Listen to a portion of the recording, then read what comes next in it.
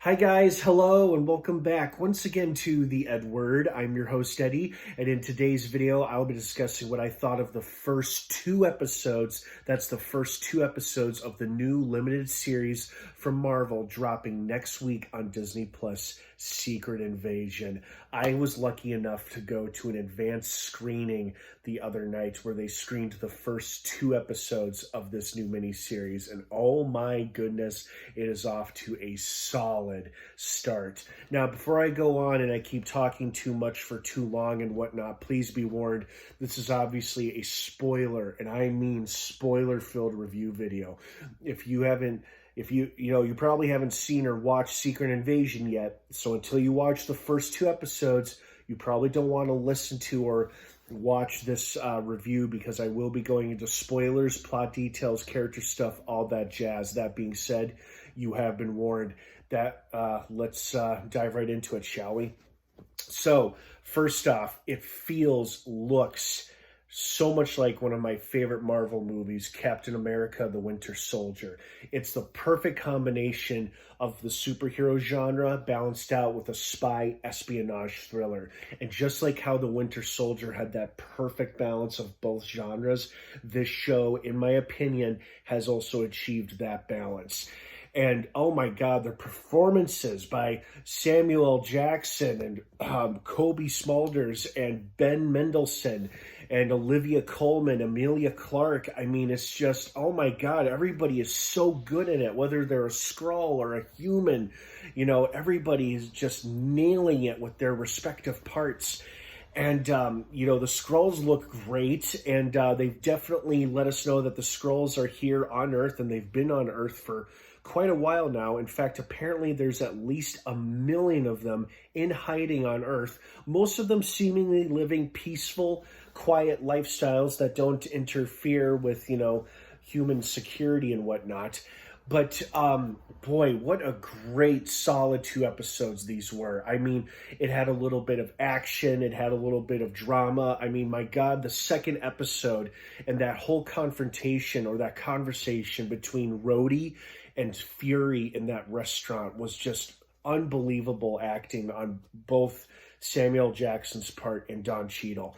And you don't expect it, but we get this awesome, in-depth character discussion about how these two guys who, relate to each other on so many levels, but then at the same time find themselves on complete opposite sides of the conflict, and how they try to reach one another through these in-depth, emotional connections they try to make with each other. It's really unexpected, but really cool at the same time. And then, we see some Skrull action, we see some fighting. I knew in the opening scene of the first episode that between those two characters, the agent, played by the same guy who did an awesome job playing Beric Dondarrion, and Martin Freeman, I knew one of those two guys was going to end up being a Skrull. And apparently it turned out to be Martin Freeman's character, Agent Everett Scott, even though in this case it wasn't Everett Scott, it was a Skrull. And of course, Talos saw right through that. So I like how they immediately established that basically some of the Skrulls have become impatient and feel like Fury has broken his promise to them, which was help him protect Earth and he'll help them find a new home. And obviously there's some rebel extremist faction out there led by this Gravik guy who wants to make Earth their new home by making it polluted with radioactive radiation and radioactive activity, and for an all-out nuclear war between Russia and America by setting off a dirty bomb in Russia and framing the Americans for it. And apparently Skrulls are immune to radioactivity, so the planet would still be perfectly habitable for them.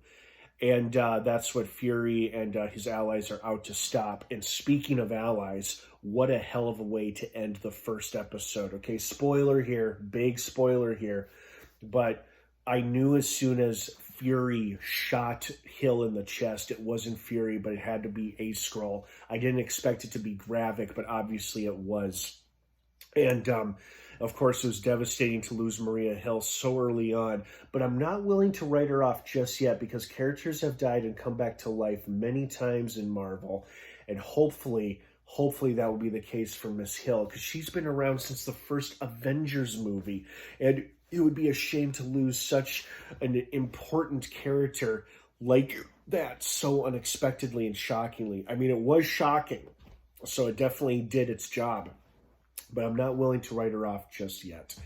And in another great, emotionally powerful scene between two great actors is between Fury and Talos on the train, when Fury confronts him and asks him, "Okay, tell me something I don't know. How many goddamn Skrulls are there on Earth? You know, be honest with me." And then they part on kind of bad terms. And then the reveal that Fury apparently has a wife, and let alone a Skrull wife, or at least a Skrull pretending or posing to be his wife. We don't quite know yet.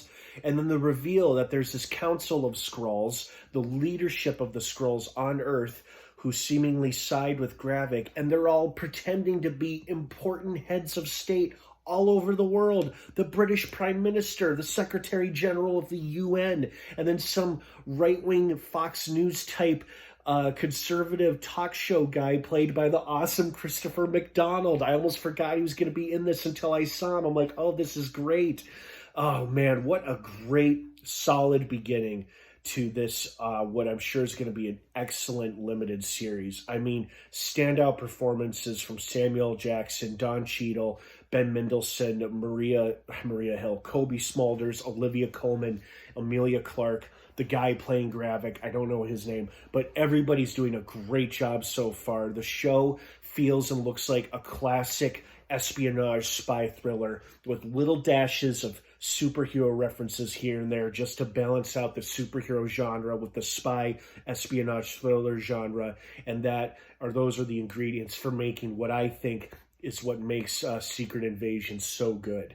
So I really hope you guys enjoyed the first two episodes. I'd love to hear your thoughts and feelings on it. What did you think of the first two episodes of Secret Invasion? Thank you so much for watching. Have a wonderful rest of your day. Secret Invasion premieres on Disney Plus next week, June 21st, with its first episode, with the second one following the week after. Again, I hope I didn't reveal or spoil anything for anybody, hence the spoiler warning. So thanks again for watching, and of course, until next time, may the Force be with you.